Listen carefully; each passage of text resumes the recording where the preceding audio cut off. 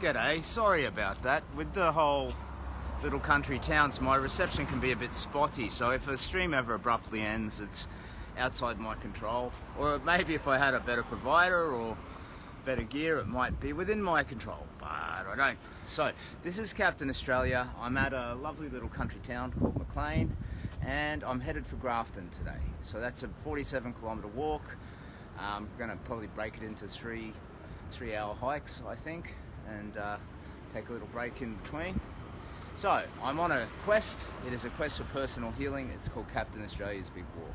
Started with me and stage 4. Well, it started with me as a child when I walked from Brisbane to Sydney, get out of a bad domestic situation, found hope, found healing, and then needing to do that again after a fight with stage 4 cancer. So, as a much older fella, so I decided that I needed to take another big walk. And then I realised I could do it theatrically and superhero up for science. So help a charity, which in this case is a charity called the Kids Cancer Project. Kids Cancer Project is all about improving treatments for paediatric cancers. These are the 950 Aussie kids affected every year, and the cancers that specifically target children. So they're researchable, and it's about making the treatments cause less harm and be more effective. So that's the charity, that's me, and this is what I'm doing today. So I'm in Maclean, nice little country town as you can see behind me, and the goal is to wiggity walk to Grafton. So I'll check in on the way, and I'm sorry for the spotty reception. We have some comments. Did you get your big breakfast? I am going to.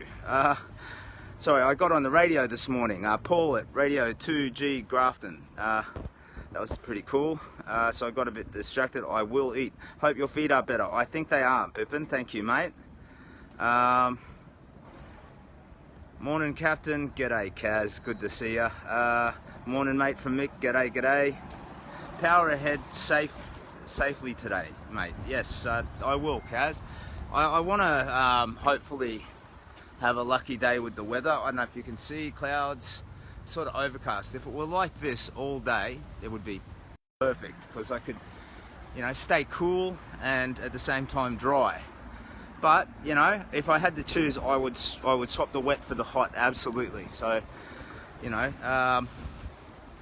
I can withstand the heat. I mean, if it gets much over 35, I'd probably take shelter and walk more in the mornings and afternoons, and evenings even. But yeah, the wet is really taking its toll on my feet, and it increases the weight of my gear. There we go, the stream stopped for a second there. It increases the weight of my gear significantly. So yeah, Keith lifted my bag last night. He's the guy who owns the caravan park with Tracy, and when he lifted the bag, he was like, "Oh Jesus, what the F?" So it was well over 20k, and that's just too heavy. So yeah, the wet, I think I need to do a better job of resisting it and more frequently changing my socks. The good news is laundry done. So I've got about 8 pair of socks good to go if I need them, which should get me through to Grafton even if it's wet. We have a good morning, and some Robin. G'day Robin, how you doing? Let's see, have I missed any other comments? See, old dog can learn new tricks. I didn't know you could scroll back. On your captain says Kaz.